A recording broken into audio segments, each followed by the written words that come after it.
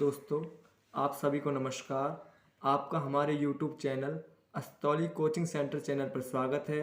आज हम आपके लिए लेकर आए संख्या पत्ती की दूसरी वीडियो, जिसमें हम पढ़ेंगे कि संख्या का वर्गीकरण, जिसको इंग्लिश में क्लासिफिकेशन कहते हैं।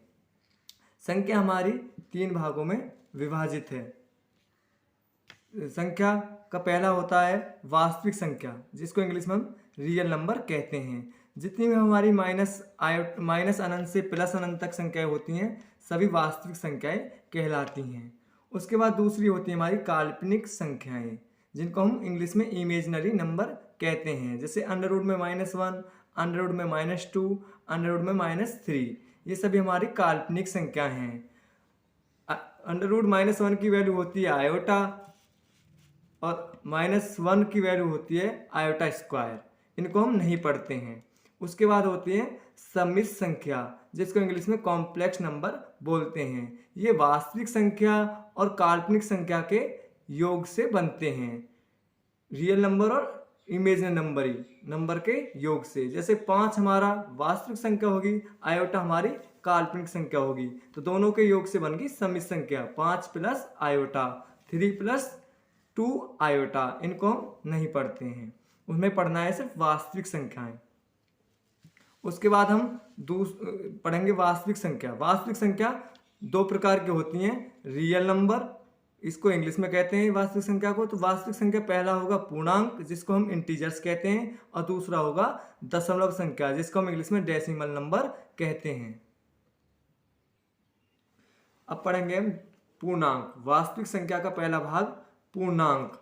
पूर्णांक की परिभाषा होती है, जिसको पूर्णांक को इंग्लिश में कहते हैं इंटीजर्स। इसकी परिभाषा होती है सभी धनात्मक संख्याएं, ऋणात्मक संख्याएं एवं शून्य पूर्णांक कहलाती है। या दूसरी संख्या कह देंगे कि संख्या रेखा नंबर लाइन पर दर्शाने वाली सभी संख्याएं पूर्णांक कहलाती हैं। जैसे हमारे सीधे हाथ की तरफ जो होंगी वो धन पूर्णांक संख्या होंगी, जैसे +1, +2, +3, +4 और इसी प्रकार अनंत तक होंगी। बीच में जो होगी हमारी 0 होगी, और इधर हमारे -1, -2, -3, -4 और माइनस अनंत तक होंगे। इन वालों को जो प्लस वाली होती है इनको हम धन पूर्णांक बोलते हैं, और इंग्लिश में पॉजिटिव इंटीजर्स। जो हमारी माइनस वाली होती है इन्हें हम ऋण पूर्णांक बोलते हैं, और इंग्लिश में इनको हम नेगेटिव इंटीजर्स बोलते हैं। अब देखेंगे कुछ हमें नोट में लिखा हुआ है, पूर्णांक को जेड से प्रदर्शित करते हैं। पूर्णांक को जेड से प्रदर्शित करते हैं। इसमें हम एक बात और सीखेंगे कि जितनी माइनस में छोटी संख्या होती है उतनी ही बड़ी होती है, और जितनी माइनस में बड़ी होती है उतनी छोटी होती है। जैसे -3 और -4, इसमें -3 बड़ी है और -4 छोटी है। उसी प्रकार -5 और -8, इसमें -5 बड़ी है और -8 छोटी है। लेकिन पॉजिटिव में जो छोटी होगी वो छोटी होगी। जैसे 3 है, 3 छोटी है और 4 बड़ी है। इसमें 5 छोटी और 8 बड़ी है। अब आगे देखेंगे हम धन पूर्णांक। ये 2 प्रकार के होते हैं, पूर्ण संख्या होल नंबर और प्राकृतिक संख्या नेचुरल नंबर। पहले पढ़ेंगे हम पूर्ण संख्या होल नंबर। जब संख्या 0 से शुरू होती है तो पूर्ण संख्या कहलाती है। जैसे पैमाने पर संख्याएं 0 से शुरू होती हैं। देखा होगा आपने, जो छोटा पैमाना होता है 15 सेंटीमीटर का, वहाँ 0 से स्टार्ट होती है। 0, 1, 2, 3, 4 और इस प्रकार 15 सेंटीमीटर तक होती हैं। तो जब संख्या 0 से स्टार्ट होंगी तो पूर्ण संख्या कहलाएंगी। इसका मतलब होल नंबर कहलाएंगी। अगला दूसरा होता है प्राकृतिक संख्या, जिसको हम नेचुरल नंबर कहते हैं। जब संख्या 1 से शुरू होती हैं तो प्राकृतिक संख्याएं कहलाती हैं। जब दोस्तों हमारी संख्या 1 से स्टार्ट होगी तो होंगी हमारी प्राकृतिक संख्या, इंग्लिश में कहते हैं नेचुरल नंबर। जैसे घड़ी में संख्या 1 से शुरू होती है। देखा है आपने दोस्तों की संख्या घड़ी में 1 से शुरू होती है, 1 से 12 फिर 1। तो ये सभी संख्या कहलाती है नेचुरल नंबर। 1, 2, 3, 4, 5, 6 और इसी प्रकार 7, 8, 9 आगे तक जाती हैं और अनंत तक चली जाती हैं। तो ये हमारी प्राकृतिक संख्या कहलाती हैं। अब प्राकृतिक संख्या भी हमारी कई भागों में विभाजित हैं। प्राकृतिक संख्या की नेचुरल नंबर। प्राकृतिक संख्या जैसे पहला भाग सम संख्या, इवन नंबर। उसके बाद दूसरा हमारा विषम संख्याएं, ओड नंबर। उसके बाद तीसरा है हमारा अभाज्य संख्याएं, यानी कि प्राइम नंबर। उसके बाद चौथा है हमारा भाज्य संख्याएं, कॉम्पोजिट नंबर। उसके बाद 5वां है हमारा सह अभाज्य संख्या, को प्राइम नंबर। उसके बाद छठा है हमारा जुड़वा अभाज्य संख्या, ट्विन प्राइम नंबर। अब हम दोस्तों इन 6 के बारे में डीपली पढ़ेंगे। हम दोस्तों पढ़ेंगे सम संख्या क्या है, यानी कि इवन नंबर क्या है। वे संख्याएं जो 2 से पूर्णतः विभाजित हो जाएं सम संख्या कहलाती है, यानी कि वे संख्याएं जो 2 से पूरी पूरी कट जाएं सम संख्या कहलाती हैं, या जिन संख्या से 2 से भाग देने पर शून्य शेष बचे सम संख्याएं कहलाती हैं। जैसे 2 से हम 2 में भाग देंगे तो एक बार पूरा पूरा कट जाएगा। 4 में हम 2 से भाग देंगे तो 2 से 2 दूनी 4 पूरा पूरा कट जाएगा। उसी प्रकार 6 में 2 से भाग देंगे तो 2 से 6 भी 3 में पूरा पूरा कट जाएगा। इसी प्रकार 8, 10, 12 ये सभी संख्याएं 2 से कट जाएंगी। इसे आगे 14, 16, 18 और इसी प्रकार अनंत संख्याएं 2 से पूरी पूरी कट जाएंगी। अब हम देखेंगे कि सबसे छोटी सम संख्या क्या है। तो सबसे छोटी सम संख्या हमारे दोस्तों 2 है। दोस्तों हम दूसरा पढ़ेंगे विषम संख्या। वे संख्याएं 2 से भाग देने पर पूर्णतः विभाजित ना हो, यानी कि 2 से भाग देने पर पूरी पूरी संख्या ना कटे तो क्या से कहलाएगी विषम संख्या, यानी कि ओड नंबर। या हम दूसरे शब्दों में ये कह सकते हैं कि 2 से भाग देने पर शेषफल 1 बचे विषम संख्या कहलाती है। जैसे 1, 3, 5, 7, 9, 11, 13, 15, 17 और इसी प्रकार अनंत तक इन सभी में 2 से भाग देने पर शेषफल 1 बचेगा। अब हमारे एग्जामिनर ये पूछने लगे कि सबसे छोटी विषम संख्या क्या है। तो सबसे छोटी विषम संख्या 1 होती है, यानी कि सबसे छोटी विषम संख्या 1 होगी जिसमें 2 से भाग देने पर शेषफल 1 बचेगा। उसके बाद दूसरी कौन सी होगी 3, जिसमें 2 से भाग देने पर 1 शेषफल बचेगा और इसी प्रकार अनंत तक होंगी। अब तीसरा टॉपिक पढ़ेंगे दोस्तों अभाज्य संख्या, यानी कि प्राइम नंबर। जिन संख्याओं के 2 ही गुणनखंड हों अभाज्य संख्या कहलाती है, अर्थात जो संख्या केवल 2 संख्याओं से कटे। गुणनखंड का मतलब होता है जितनी संख्याओं से कटती है वो गुणनखंड कहलाती है। तो जिनके केवल 2 ही गुणनखंड हो, जिन संख्या को काटने वाली केवल 2 संख्या हो वो गुणनखंड होती हैं। तो जिनके केवल 2 ही गुणनखंड हो वो क्या कहलाती है अभाज्य संख्या कहलाती है, यानी कि प्राइम नंबर कहलाती हैं। जैसे 2 हमारी एक ऐसी संख्या है जिसके 2 ही गुणनखंड होंगे, 1 और ये स्वयं संख्या, तो 1 काट सकती है और स्वयं से कटेगी 2। उसी प्रकार 3 1 से कटेगी और स्वयं से कटेगी, तो इसके भी 2 ही गुणनखंड है। उसी प्रकार 5 भी 1 से कटेगी और स्वयं से कटेगी। उसी प्रकार 7 1 से कटेगी और स्वयं से कटेगी। उसके बाद उसी प्रकार 11 1 से कटेगी और अपने आप से कटेगी। उसके बाद उसी प्रकार 13 1 से कटेगी और अपने आप से कटेगी और इसी प्रकार अनंत तक हैं। अब दोस्तों कई बार क्वेश्चन पेपर में ये पूछ लिया गया है कि 1 से 100 तक कितनी अभाज्य संख्याएं हैं। तो दोस्तों 1 से 100 तक 25 अभाज्य संख्या हैं तथा 1 से 50 तक 15 अभाज्य संख्याएं और 1 से 50 तक अभाज्य संख्या 15। एग्जामिनर पूछ ले कि 50 से 100 तक कितनी है, तो 1 से 100 तक 25 है और 1 से 50 तक 15 है। तो 50 से आगे कितनी बची 100 तक 10, तो 15 तो ये होगी और 50 से 100 तक कितनी होगी 10, तो 10 और 15 25, यानी कि 1 से 100 तक 25 अभाज्य संख्या है, यानी कि प्राइम नंबर कितने हैं 25 हैं। जैसे 2, 3, 5, 7, 11, 13 और इस प्रकार अनंत तक की संख्या है। तो सबसे छोटी अभाज्य संख्या 2 है। इसमें एक चीज और जानने को मिलेगी, केवल 2 ही एक ऐसी सम संख्या है जो सम और अभाज्य दोनों है, इसके अलावा कोई सम संख्या अभाज्य संख्या नहीं है। अब दोस्तों आगे हम चौथा पढ़ेंगे भाज्य संख्या, जिसको इंग्लिश में बोलते हैं कॉम्पोजिट नंबर। वे संख्याएं जिनके 3 या 3 से अधिक गुणनखंड होते हैं भाज्य संख्या कहलाती है, यानी कि वे संख्याएं जो 3 संख्याओं से या 3 से अधिक संख्याओं से कटती हैं भाज्य संख्या कहलाती हैं। जैसे 4 1 से कट जाएगी, 2 से कट जाएगी और अपने आप से कट जाएगी, तो 4 के कितने हो गए गुणनखंड 3। उसी प्रकार 6 1 से कट जाएगी, 2 से कट जाएगी, 3 से कट जाएगी और अपने आप से कट जाएगी, तो वे संख्या कहलाती हैं जो 3 या 3 से ज्यादा गुणनखंड रखती हैं। तो 4 एक ऐसी संख्या है जिसके 3 गुणनखंड है। उसी प्रकार 6 भी एक संख्या है जिसके 4 गुणनखंड है। उसी प्रकार 8 1 से कट जाएगी, 2 से कट जाएगी और 4 से कट जाएगी और अपने आप से कट जाएगी। उसी प्रकार 9 1 से कट जाएगी, 3 से कट जाएगी और अपने आप से कट जाएगी। ऐसी 10 है 1 से कट जाएगी, 2 से कट जाएगी, 5 से कट जाएगी और अपने आप से कट जाएगी। उसी प्रकार 6 1 से कट जाएगी, 2 से, 3 से और 4 से और 6 से और अपने आप से। तो इसी प्रकार आगे तक ऐसी काफ़ी संख्याएं हैं जिनके अधिक गुण 3 या 3 से अधिक गुणनखंड हैं। तो इसी प्रकार ये अनंत हैं। और सबसे छोटी सबसे छोटी भाज्य संख्या 4 होती है, यानी कि सबसे छोटी कॉम्पोजिट नंबर 4 होती है।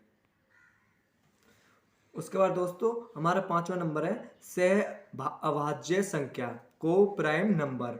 वे संख्याएं जिनके बीच एक उभयनिष्ठ होता है सह अभाज्य संख्या कहलाती है, या वे संख्याएं जिनका में से यानी कि HCF 1 होता है। जैसे 1 और 3 दोनों संख्याओं को केवल एक ही काट सकता है और दूसरी संख्या नहीं है जिससे 1 और 3 कट जाए। केवल एक ही ऐसी संख्या है जिससे 1 भी कट सकती है और 3 भी कट सकती है, तो इसका HCF भी 1 ही होगा। उसी प्रकार 3 और 5 ये दोनों संख्या ऐसी जिनको एक ही काट सकता है, या 1 से 3 कर सकती है और 1 से 5 कर सकती है, तो उनके बीच उभयनिष्ठ नंबर क्या होगा? 1। तो जिनसे जो दोनों संख्या को काटता है 1 हो गया। तो उसी प्रकार जिनके मध्य एक कॉमन होता है यानी कि उभयनिष्ठ होता है वो क्या कहलाती है? सह अभाज्य संख्या, को प्राइम नंबर। उसी प्रकार 5 और 7 है, इन दोनों को भी केवल 1 ही काट सकता है। 1 से 5 कट सकती है, 1 से ही 7 कट सकती है, तो इनके मध्य भी 1 कॉमन हो गया और इनका HCF 1 हो गया। उसी प्रकार 5 और 11, 5 को भी 1 काट सकता है और 11 को भी 1 ही काट सकता है, और कोई संख्या नहीं है जो दोनों को काट दे, तो क्या HCF क्या होगा? इनका 1 हो गया। तो इसी प्रकार ये भी हमारी क्या होगी? सह अभाज्य संख्या, को प्राइम नंबर, और ये अनंत तक होती हैं। इसके बाद हम 6वां नंबर पढ़ेंगे जुड़वा अभाज्य संख्या, जिनको बोलते हैं हम ट्विन प्राइम नंबर। थोड़ा इससे मिलता जुलता होता है, लेकिन इसमें थोड़ा सा अंतर होता है। अब देखेंगे क्या है वो। वे दो संख्याएं जिनके बीच एक उभयनिष्ठ हो तथा उनके बीच का अंतर सदैव 2 हो, जुड़वा अभाज्य संख्या कहलाती है। देखिए दोस्तों, देखो जैसे 1 और 3 दोनों को एक ही काटेगा, HCF दोनों का एक ही होगा, लेकिन इनके बीच का अंतर ऑलवेज 2 होगा, यानी कि सदैव इनके बीच का अंतर 2 रहेगा। तो ये क्या कहलाएंगी? जुड़वा अभाज्य संख्या, ट्विन प्राइम नंबर। जैसे 3 और 5 है, इनके बीच का अंतर 2 है और इनको कॉमन नंबर क्या है? इनका 1, यानी कि HCF क्या है? इनका 1। उसी प्रकार 5 और 7 है, इनके बीच का अंतर कितना है? 2, और इनको कौन कौन काट सकता है? 1, 1 से 5 कट सकता है और 1 से ही 7 कट सकता है, तो उभयनिष्ठ बिंदु क्या है इनका? 1। उसी प्रकार आगे 11 और 13 है, इनके बीच भी कॉमन क्या है? 1, और HCF क्या हो जाएगा? 1। 1 से 11 कट सकती है और 1 से ही 13 कट सकती है, और इसी प्रकार हमारे अनंत तक हैं। आगे 17, 19 हैं, और इसी प्रकार आगे तक हमारी संख्याएं हैं। एक मिनट दोस्तों, ऊपर देखेंगे उस पल्ले वाले में क्या होता है कि उसमें अंतर ज्यादा कम हो सकता है, उसमें फिक्स नहीं होता है। इसमें फिक्स होता है निचले वाले में, जुड़वा वाले में, कि अंतर 2 होगा, लेकिन इसमें अंतर फिक्स नहीं होता है, कि निश्चित ये नहीं होता है कि बीच का अंतर 2 हो। अंतर 5 भी हो सकता है, इनका अंतर 6 भी हो सकता है। जैसे इसमें दे रहा है 5 और 11, इसमें 6 का अंतर है, तो इसमें जो है अंतर निश्चित नहीं होता है कि अंतर इनके कुछ भी हो सकता है, लेकिन इनका अंतर फिक्स होता है। इनमें ऑलवेज 2 का ही अंतर होगा, इसलिए तो जुड़वा अभाज्य संख्या लिखी है। जुड़वा का मतलब जो एक साथ आती है, जुड़वा मतलब जिनके बीच का अंतर 2 होगा। जैसे 1 और 3 बीच में केवल 2 ही तो छूटा है, तो कितने का अंतर होगा? 2 का। तो ये जुड़वाएं होती हैं। उसी प्रकार इसमें कोई भी अंतर हो सकता है, यानी कि कुछ भी अंतर हो सकता है। इसमें ज्यादा ये नहीं है कि 2 ही अंतर हो, इसमें 3 भी हो सकता है, 4 भी हो सकता है। इसमें अंतर अनंत होता है, मतलब इसमें कुछ भी अंतर हो सकता है। उसके बाद दोस्तों हम पढ़ेंगे दशमलव संख्या, जिसको इंग्लिश में बोलते हैं डेसिमल नंबर। ये हमारी 2 भागों में विभाजित हैं। पहला हमारा शांत दशमलव संख्या, जिसको इंग्लिश में बोलते हैं टर्मिनेटिंग डेसिमल नंबर। दूसरा अशांत दशमलव संख्या, जिसको हम बोलते हैं नॉन टर्मिनेटिंग डेसिमल नंबर।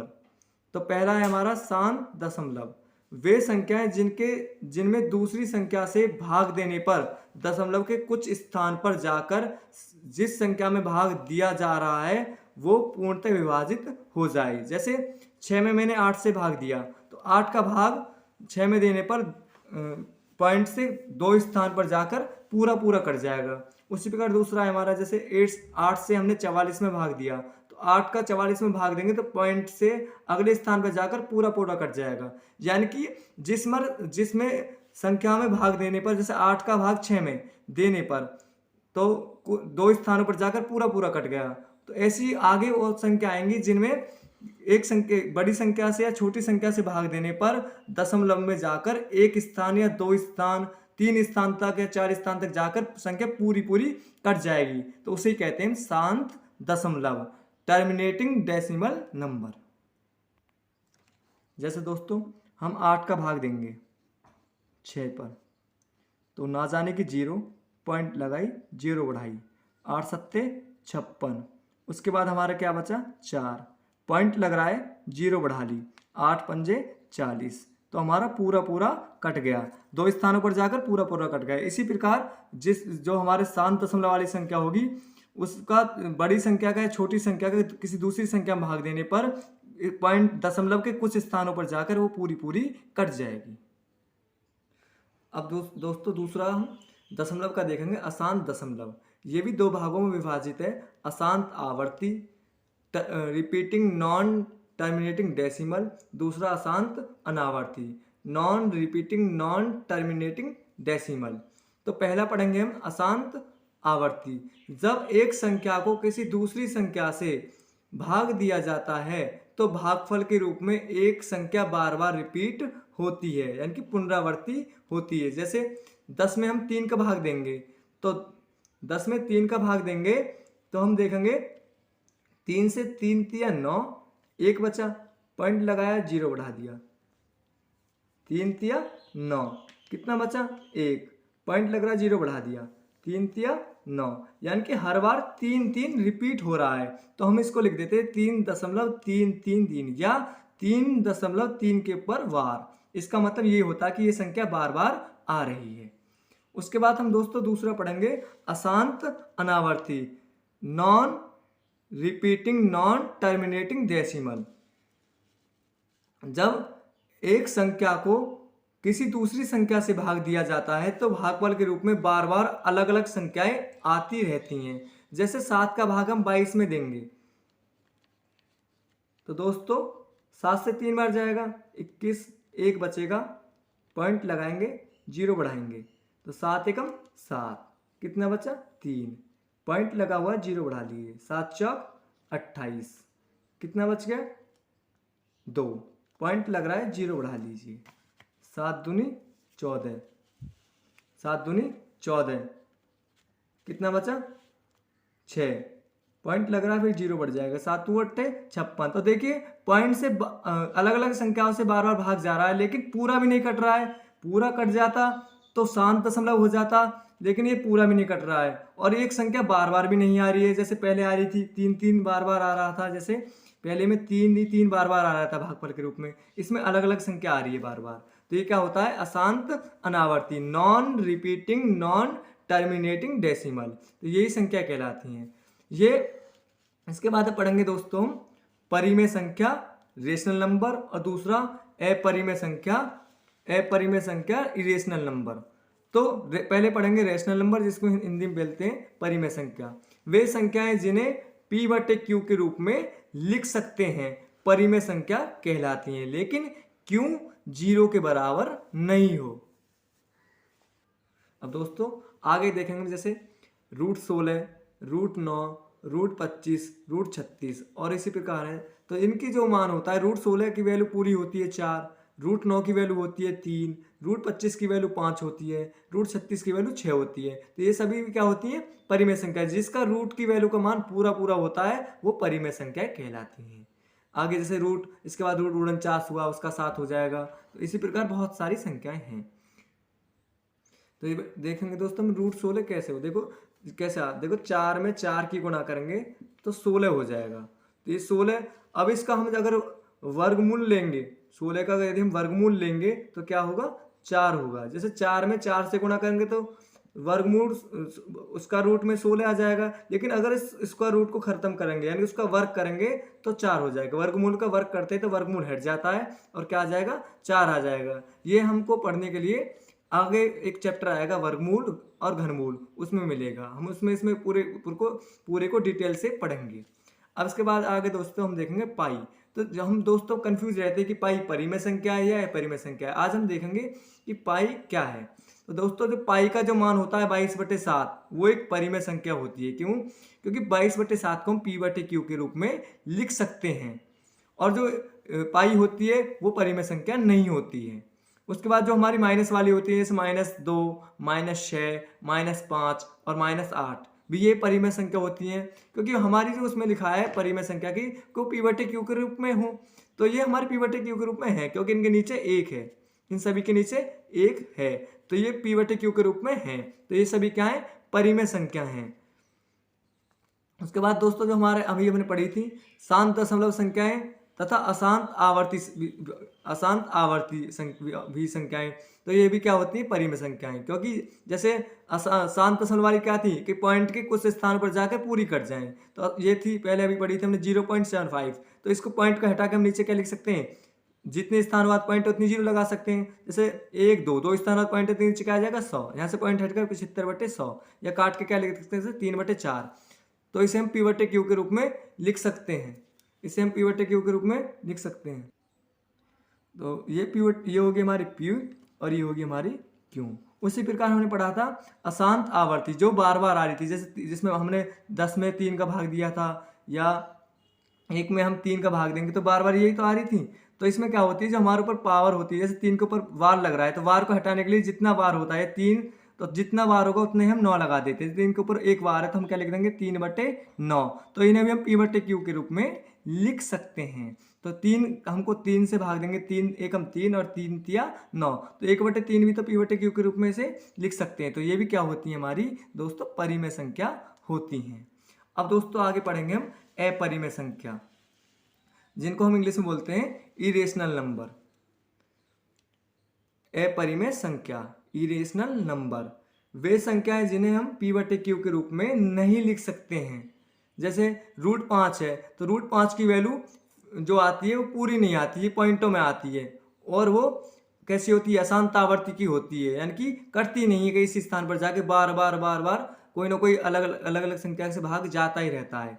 तो क्या है? ये भी √5 एक अपरिमेय संख्या है। √6 जो है ये भी क्या है? एक अपरिमेय संख्या है, क्योंकि इनका एक पूर्ण रूप से कोई मान नहीं है, इनका जो आता है वो दशमलव में आता है। ऐसे ही √3 है, √3 भी एक अपरिमेय संख्या है। √7 है, √8 है, और इसी प्रकार अनंत संख्याएं हैं। अब आती है पाई। पाई जो होती है वो हमारी एक अपरिमेय संख्या होती है, और पाई का जो मान जो होता है 3.14, ये भी एक अपरिमेय संख्या होता है, क्योंकि इसका जो मान होता है वो अशांत अनावर्ती होता है, कहीं कटता नहीं है, ये बढ़ता ही रहता है, जितना इसमें हम भाग दे देते हैं वो ये बढ़ता ही रहता है। तो ये क्या है? ये भी एक अपरिमेय संख्या है। अब इसमें जो अशांत अनावर्ती की संख्याएं जो पढ़ी थी हमने अभी, वो तो है अपरिमेय संख्या। क्यों? क्योंकि हमने अभी देखा हुआ था, जैसे 3.4 था, 3.1, 2, 8, 5, 7 बार बार आगे तक ये जाता रहता है, लेकिन ये पूरा नहीं कटता है। उसी प्रकार जैसे √5 है, तो √5 की जो वैल्यू है ये 2.2360, और ये आगे तक इसी प्रकार बढ़ता रहता है और ये नहीं कटता है। जैसे √3 है, उसी प्रकार 1.73205, और ये आगे तक इसी प्रकार बढ़ता रहता है। तो इसमें हम ये निश्चित नहीं कर सकते कि कितने स्थानों पर जाकर ये पूरा कट जाएगा, इसलिए हम इसका नीचे क्यू जो है नहीं बना सकते, P/Q के रूप में इसे नहीं लिख सकते।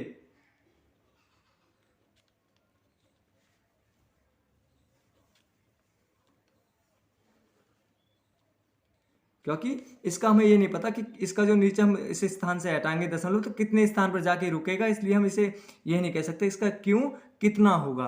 तो इस जब इसे P/Q के रूप में नहीं लिख सकते, तो ये अपरिमेय संख्या है, इरेशनल नंबर। और दोस्तों ये हमारी दूसरी वीडियो थी। आपने हमारी पहली वीडियो नहीं देखी हो तो उसको ज़रूर देखें, और यदि आपको ये वीडियो अच्छी लगी हो तो लाइक करें और चैनल को सब्सक्राइब करें, और इस वीडियो के ज़्यादा से ज़्यादा शेयर करें। बेल आइकन बटन दबाना ना भूलें, ताकि हमारे आने वाली हर वीडियो की इन्फॉर्मेशन आपको मिलती रहे। और कमेंट्स कर जरूर बताएं कि ये वीडियो आपको कैसी लगी।